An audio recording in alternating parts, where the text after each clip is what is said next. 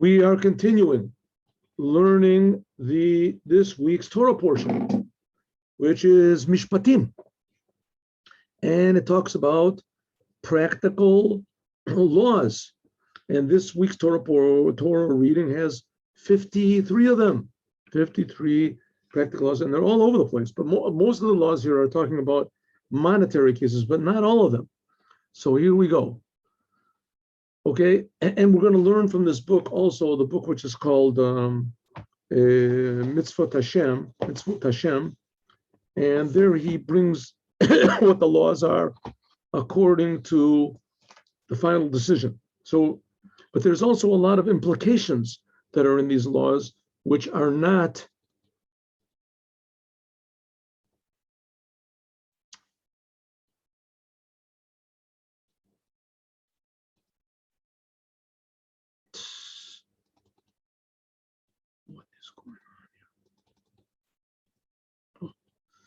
There we go. There we go. All right. Elohim lo tekalel. Do not curse a judge. V'nasi b'amcha lo ta'or. And a leader, a king, you should never, another word for curse. Okay, the word Elohim means judges, but it also means God. God. And Rashi learns out that this also can be taken in its simple meaning that this is a warning not to say bad things about God. Birchat Hashem means say bad things about Hashem. And it's also a warning not to curse a judge, the Dayan, a judge. And the Soforno says, this is a warning not to curse a judge. It says, even though you might think, Shehateh Adin, that he judged you improperly, nevertheless, don't curse him. Why? Because a person can never look unfavorably at himself. So if you think that the judge maybe took a bribe or something like that, could be you're right, but it could be you're not right. And the chances that you're not right are greater because people usually are more bribed by their own selfishness than money can possibly bribe them. Also, it says that a leader of the people, a king, you're not allowed to curse. You're not allowed to curse anyone. You're not supposed to curse, especially and according to the Torah, you're not supposed to curse a Jew. But unless the person is an enemy of the Jewish people, an enemy of the Torah, an enemy of the Quran, then it's okay to say bad things. Idolatry, it says you can say. Okay, here we go. Here now we're jumping to a totally different topic. The produce that you have to give to the holy temple, to the priest. Okay, there's 4 different types of produce that you're supposed to give to the Kohen or to the Levi. In other words, that aren't yours, that you have to give them to the holy temple. One of them is what's called Truma. Truma is, let's say, 1/100th of all of the produce that you have to give to the Kohen. And Dima'ah, that's what's called Meiser. Ma'aser means 1/10 that you have to give to the Levite. There's also 2 other types. There's what's called Trumat Meiser. Trumat Meiser means that you take 100. The Levi has to take 1/100th of his produce that you give him. And there's also called Meiser Sheni. On the 3rd and on the 6th year, you give to the poor people, Meiser only. In any case, there's a proper order. Lo ta'acher, you have to give it in the proper order. And also, Bachur Banecha Titan Li, and the firstborn of your children, you have to give to me. What does that mean? Let's see. This is an obligation that when you have, when your produce starts to get ripe, and you have to give the first fruits to God. First fruits. This is what Rashi says. Dimacha, this is talking about Truma. And he doesn't know where this word Dima comes from. It's a Dima. There's also what's called Dama. It has Truma in it. You can't, don't switch around the order. You can't give what's first last and what's last first. You can't give first fruits. Truma comes after the Bikurim. Bikurim are the first fruits. You have to give first fruits. Then after you give that, you have to give I left that out in the list that I gave. You have to give the first fruits. Then after that, you give the portion of the Kohen. a Kohen, and then after that you have to give Meiser. And also your firstborn children you have to give to me. What does it mean you have to give to me? You have to redeem it with what's called 5 units of silver from the Kohen.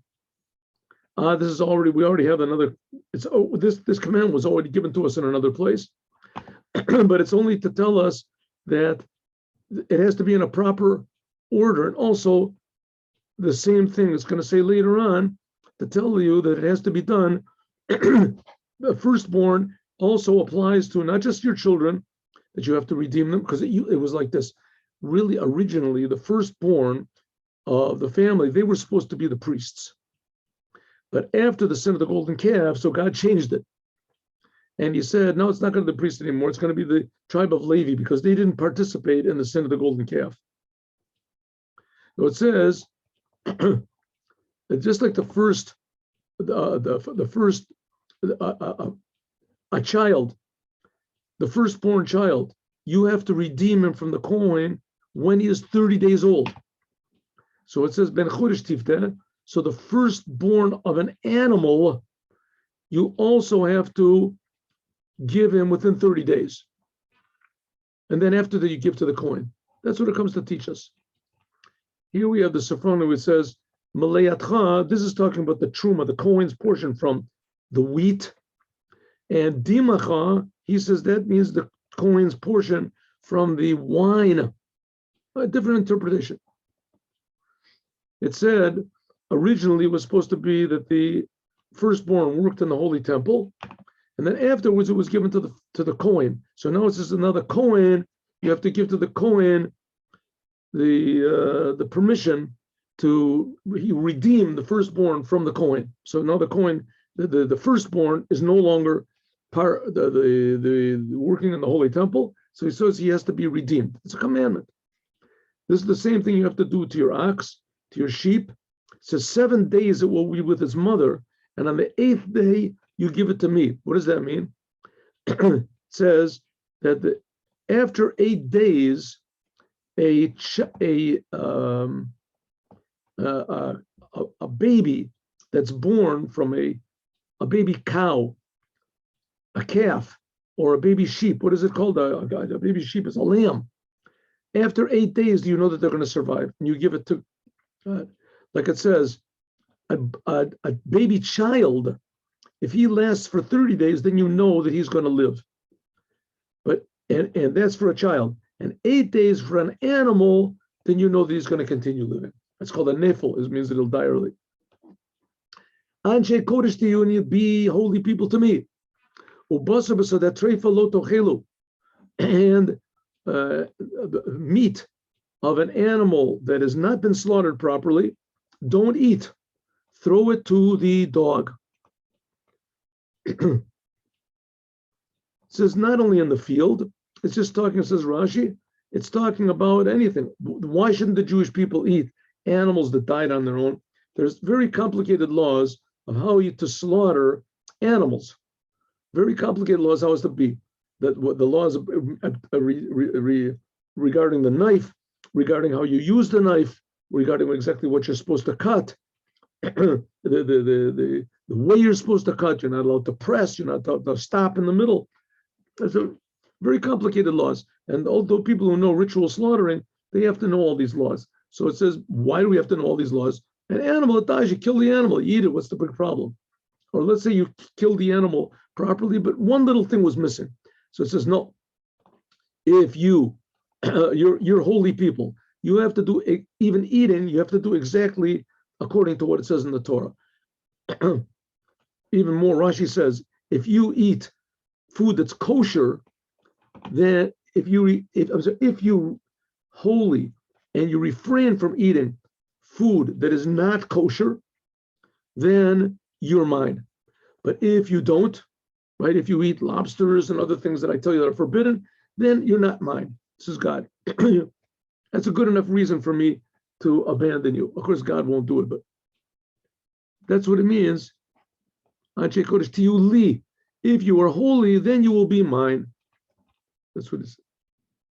Why should he throw it to the dog? It says you should throw it to the dog.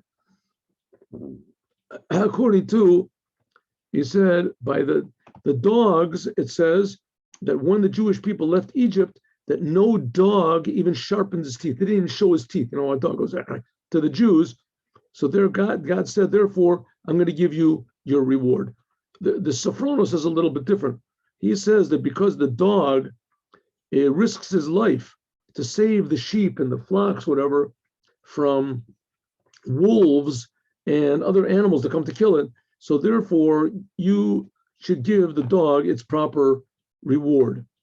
You should give the proper reward. And therefore, if there's an animal that dies improperly, that dies without being ritually slaughtered, you give it to the dog. The fact is, we don't give it to the dog anymore. You can sell it.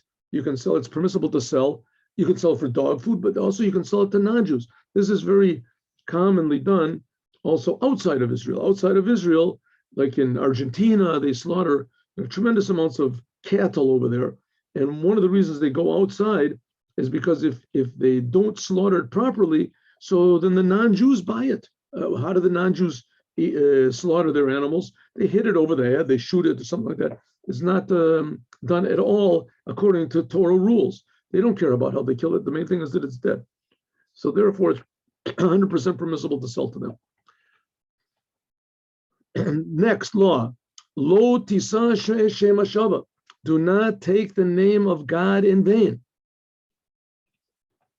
The translation of this in the Aramaic, here it is. Lo tekabel shema d'kshaker. It says, Rashi says what it means is not to take the name of God in vain. It's also true. But another meaning is don't accept lies. Don't accept what's called lashon hora, slander about other people. If someone comes and tries to tell you something bad about someone, don't listen to him. Don't listen, unless it's something that's really relevant to you. He's trying to save you from losing money or something like that. Also, this is also a warning to judges that they should not listen to one litigant before the other one arrives. Right? Not to hear the testimony from one side alone without the other side being present. All these have different, there's a lot of details involved, but this, I'm just saying what the general law is. Also, it says, Al tashes yadcha in Russia, do not put your hand in with an evil person to be a false witness. What does it mean? You know that somebody is lying and he pays you money to testify along with him. Don't be a witness like that. Don't a lying witness.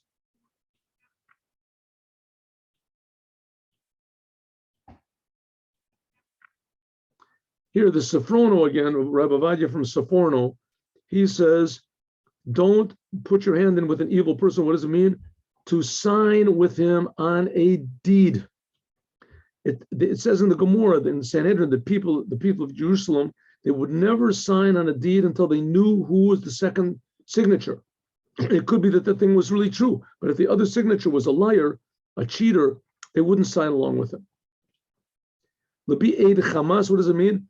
That if the other person is disqualified, you should not give testimony alone, because you're not allowed to be a single witness. If, for instance, a single witness comes in to the court and says, I saw Shmerel borrow $1 million from Beryl, you can't accept his testimony alone. There has to be two witnesses.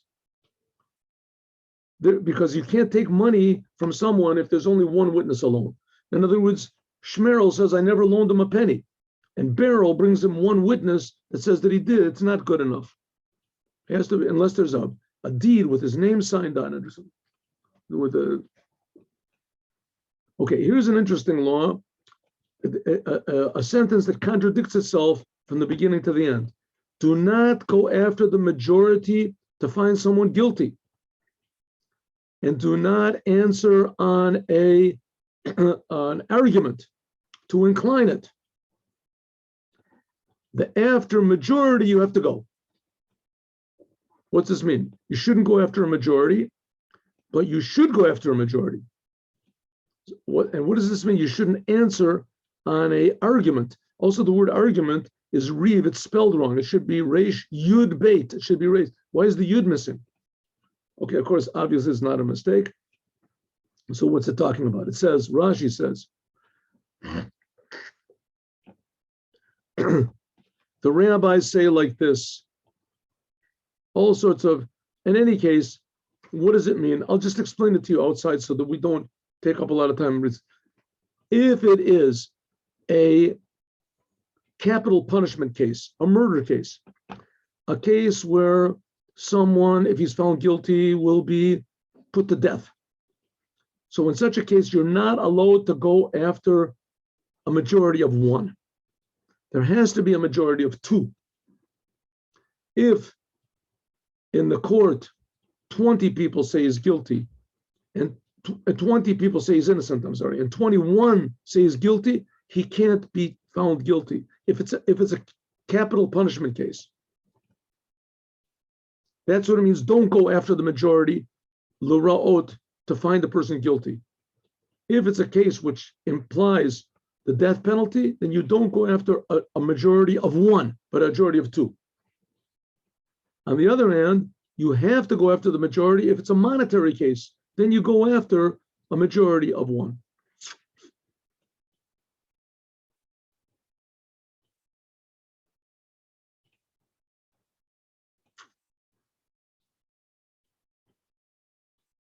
That's what it means. Don't answer on a riv lintos. Some people say this means lo totan el rav. If there is the greatest rabbi in Israel says something, you're not allowed alone to go against him. You can't go. That's why it says rav. It doesn't say riv, it says rav. But there's other explanations also, and that means that if you go out of the lo tane al riv lintos, what does it mean? If someone is found, let's say there's a court case, and all of the other judges found the person guilty or innocent, and they ask you your opinion, don't say, oh, I agree with everybody else. I'm not going to make any trouble. You have to say your opinion. Whatever your opinion is, you have to say. And let Hashem take care of the rest of it. Right? Even though it's a dissenting opinion, nevertheless, you have to say what you truly believe. That's what it means. Don't go after the majority. Just because the majority says it, don't change your opinion because that's what the majority says. Dal, lo tadar baribo. A poor person, don't favor him in judgment. What does that mean? Lo tachlok lo kavor lizchuto bedin lomer dalhu eske v'chabdeno. There's a rich person, and a multimillionaire, and there's a poor person that borrowed $10 from the multimillionaire, and he doesn't want to pay him back. So don't go into the court and say, listen, I'll find this poor person innocent, and I'll pay out from my own money. I'll pay from my pocket. No, can't do that. You can't do that. If a person is guilty, you have to find them guilty. Doesn't make any difference if the guilty party is poor, and you say, I have mercy on him. What am I going to take? What, you're going to give him $10? Take $10. It's the last $10 he's got out of his pocket, and give to this rich person. He doesn't need the $10. You don't make that kind. You think only one thing. What is the law? What is the law? If afterwards you want to give him charity, wonderful. Give him charity as much as you want. You can go to the poor rich person and say, really, what do you care about the $10? Come on, give him the money back. And if you ask me, give him a donation. What do you care? Help him out, right? Give him $1,000, be a man. But that's separate. As far as the law goes, you have to say what the law is, clearly what the law is. No, totally different law. If you meet up with the ox of your enemy, and he's wandering around, you have to bring him back. Why does it say the ox of your enemy? The ox of any Jew, a fellow Jew, even a non-Jew, bring it back to him. So you can say, okay, listen, it's a commandment for a Jew, because there's a lot of commandments for a Jew that even though it's a good thing to do, and you should do it for a non-Jew, but for a Jew, you're commanded. It's a commandment from God. You must do. Why your enemy? So it says one of the reasons of your enemy is in order to break your egotism. This is a person you don't like. Really, you're supposed to find something good in everybody. Here's this poor guy, his access. You can just ignore him. Say he deserves to have his ox in trouble, right? He's my enemy. Help him out. You have to break your stubbornness and your certainty in yourself. If you see you meet the enemy, the ox of your enemy or his donkey wandering around, right? You have to return it back to him. You have to return the lost item to his enemy. Also, here it says in the BalHaTurim, this is also talking about a person. Sometimes a person can go according to his own understanding, and he can make big mistakes. And that's what it says. If you find a cow that's grazing, that's not considered to be a lost thing. If you find a donkey and everything like turned over, then that is lost. That's what it means, chamuroto, to'eh. That is chamur, his humus, his physicality, caused him to make a mistake and push him off the path, proper path. Okay, that's here we're talking. What are we talking about? Oxes, donkeys for? Here it just talks about an ox, right?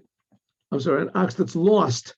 What about if you see the donkey of your enemy crouching under his burden? The burden is too heavy for him, and the donkey is now fallen down. It can't stand up. Now, the way of a donkey is that once it stands up, it's okay. Then it can walk. But once it's fallen down on the ground, then it can't get up on its own. It hasn't got muscles for that. It's a beast of burden to carry things, but it can't lift things up. It's not like an elephant that lifts things up. It says, the simple meaning, Rashi says, if you see the donkey of your enemy fallen down under its burden, you think you should refrain from helping him. Azav tazov imo, you must help him. This word azov in this case usually means to leave somebody, but in this case it means to help.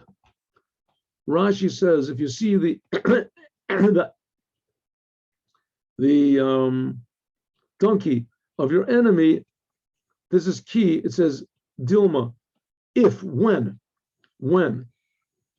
This is one of the times, right? Okay, so it says, when you see the enemy, it says, and you're not going to help him, you should refrain from helping him, bitmiya, in a way of like a rhetorical question. You're going to not help him.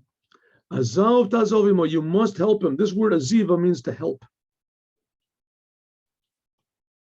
What does it mean? It means removing the burden from the donkey so that the donkey can stand up. But he has to help. It says, Azov tazov imo. He has to help you. If he says, okay, lift it up, do it, the work yourself, you have to say, no, I'm not going to do it. I'm willing to help, but I'm not willing to stand up the donkey or to take off the burden on my own. I'm not going to do it. The Kli Yakar, he says a little. Let me say, what is this? Here, the BalHaTurim, he says a little bit differently. He says, if you see the donkey of your enemy,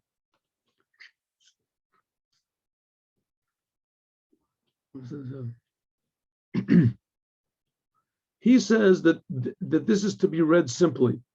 If you see the donkey of your enemy fallen under its burden, then you should leave him. You should refrain from helping him. He's your enemy. But then there's another type of an enemy that you must, yes, help. That's what he says. So he says, if this is an idolater, a Basoni of Israel, if it is an idolatrous Gentile that hates you, then from the 7 nations of Israel that you're supposed to destroy, they don't exist anymore. It says those people, don't help them at all. If it's fallen down, be happy. But on the other hand, if it's a Jew or someone who is friendly with the Jews, then you should help him. That's the way he learns it. don't incline the justice of a poor person in a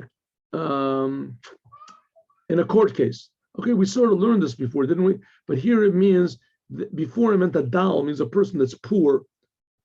Here we're talking about a person that's poor in Torah and commandments.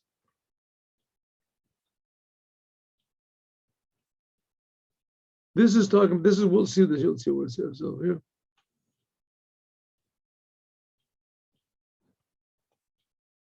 We'll see in the law, in the mitzvot Hashem. It says over there that if there's a Jew that doesn't keep Torah, doesn't keep the commandments, nevertheless, you have to treat him as an equal litigant and look only at what the law says. It's not what do they call it? An ad hominem case. You don't look at the personality of the person.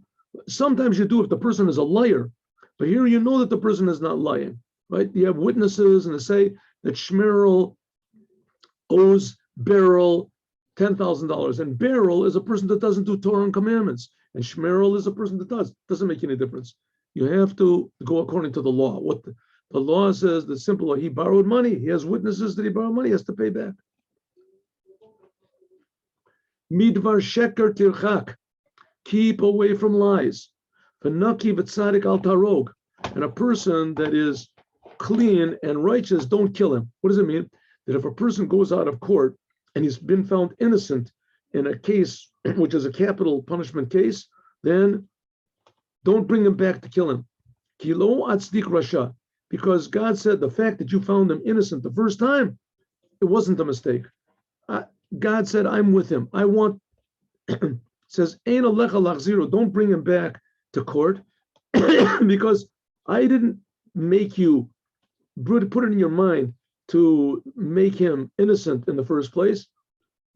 If that he came out from the court and he's innocent, so he said, this I caused. What if really the fact is he really is guilty? All of a sudden come new witnesses and say, says, nevertheless, don't take him back. And don't worry about what he's going to get. I've got a lot of messengers, said God. I can kill him in other ways. If the person is really guilty of capital punishment and you made a mistake and found him innocent, don't bring him back to court, because outside of court, says God, I'll take care of him personally.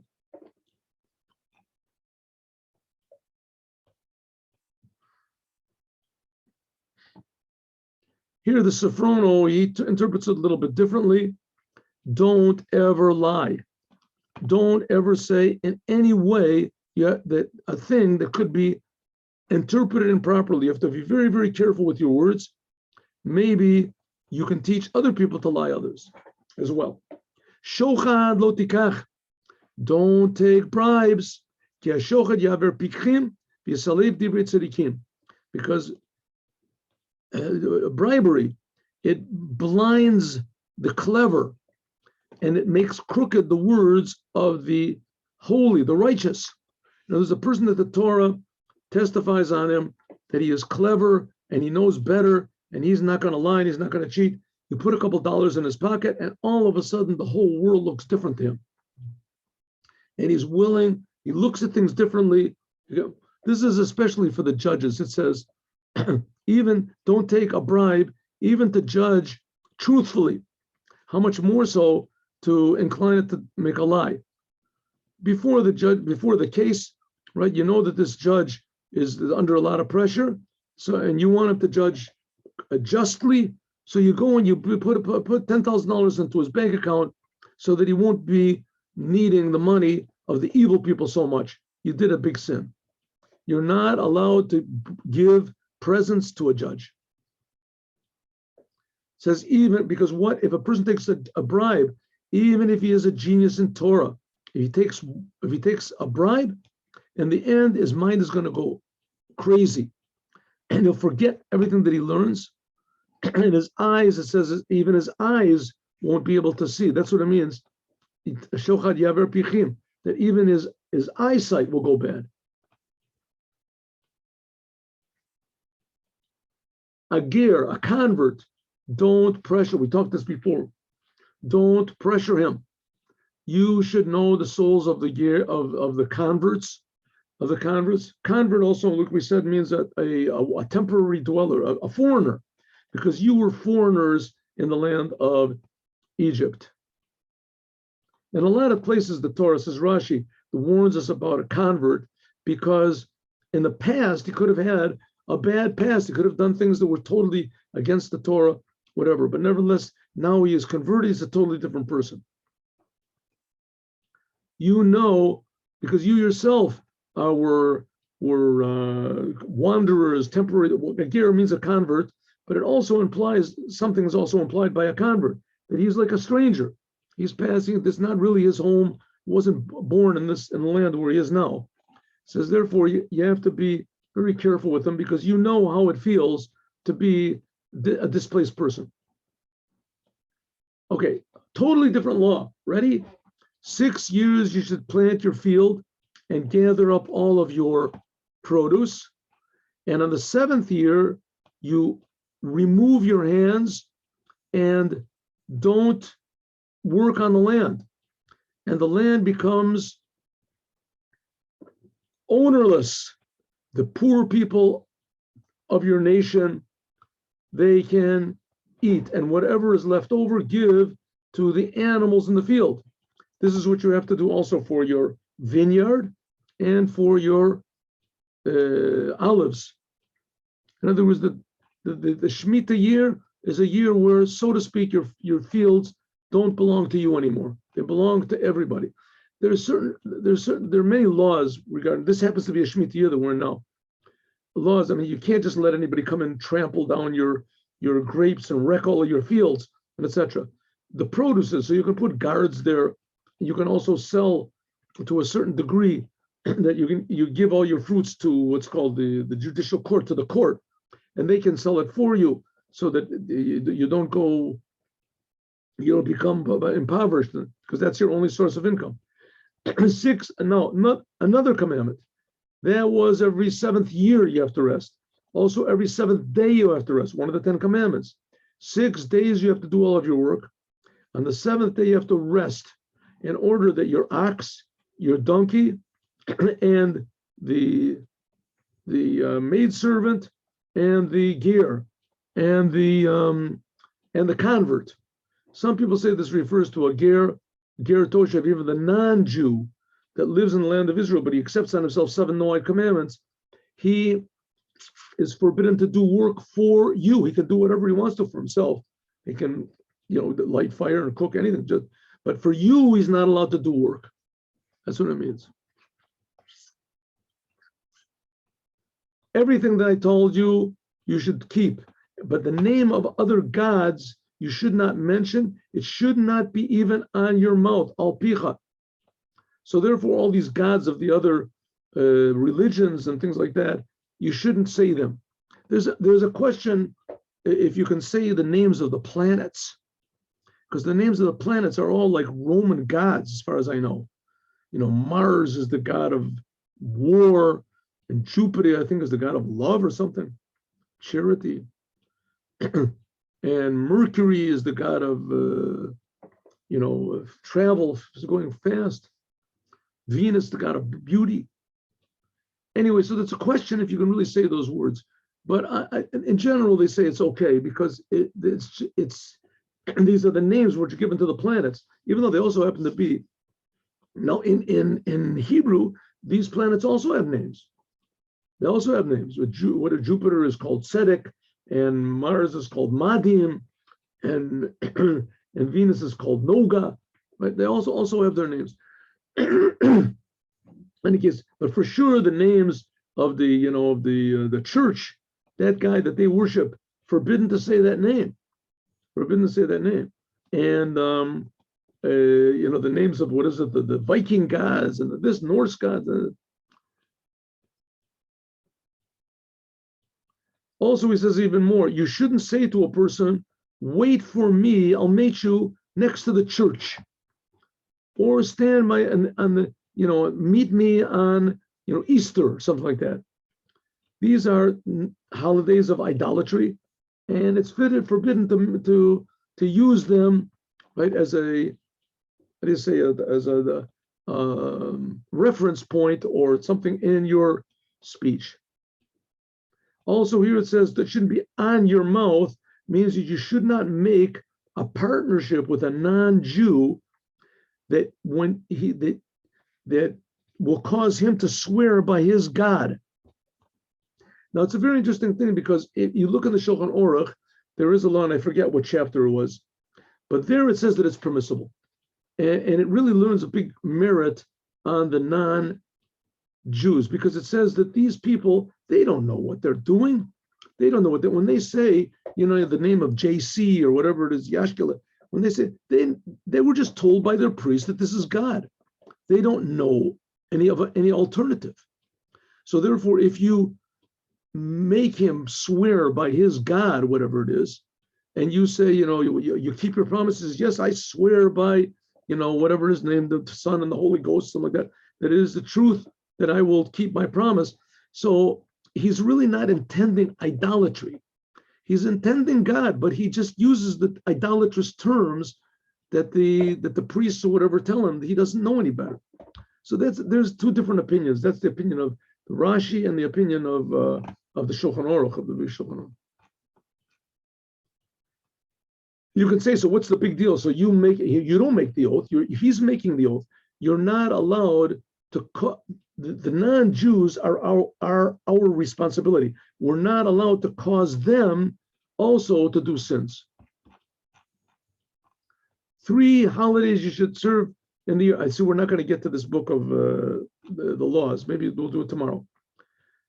And the 3 holidays you should keep: the holiday of Matzot, Passover. 7 days you should eat Matzot like I commanded you. In the month of Aviv, that's in the spring. Kibo Yatzatim in Mitzrayim, the month of Nisan, that's when you went out of Egypt, and you should come up to the Holy Temple and bring a sacrifice. Also, the holiday of Katsir. This is the holiday of Katsir. It says this is the holiday of Shavuot. That's one corresponds also to the time when we got the Torah. And also Chag HaAsif, the time of the gathering of the fruits. This is the holiday of Sukkot, of Bikurim. This is the Chag of Sukkot.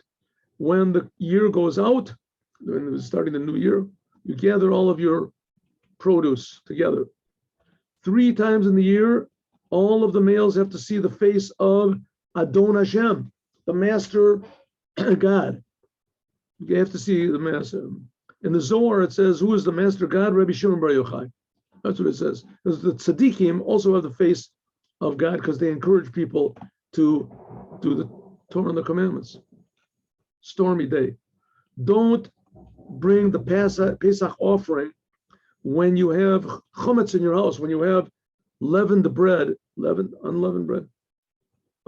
your house. Anyway, I never remember what. In any case, the bread that rises, the chametz, if it's in your house, you cannot sacrifice the Paschal lamb. And the meat that's left over from the Paschal lamb, lo yalin chelav chagi ad boker, you can't leave it until the morning. You have to eat it at the nighttime. Okay, this is the end of today's. The first fruits of your ground you have to bring to the house of God. Don't boil a kid in its mother's milk. And from here we have the prohibition that you're not allowed to boil milk and meat. Any milk from a kosher animal with meat from a kosher animal, you're not allowed to boil it together. You're not allowed to eat it together if it was boiled. And you're not allowed to get any pleasure from it if it was boiled. And that ends today's lesson. This is what I wanted to do, but I mean, we're not there. Let me just get to this 1 second. Let's see how we do this here. Stop share, go over here. Here's this one. Here, this is the what I wanted to be mitzvot Hashem. I wanted to learn from this book, right? A negative commandment: don't curse a leader, don't curse a judge. A negative commandment: you have to bring the truma and the meiser in the proper order, etc., etc., etc. That's all the things that we learned today. God willing, we'll try to go over tomorrow, but tomorrow is Thursday. I want to go over also the Haftarah, beautiful Haftorah from this this week's portion. It comes from Jeremiah. As we'll learn, God willing, this tomorrow. Okay, see you all 8:15 tomorrow morning.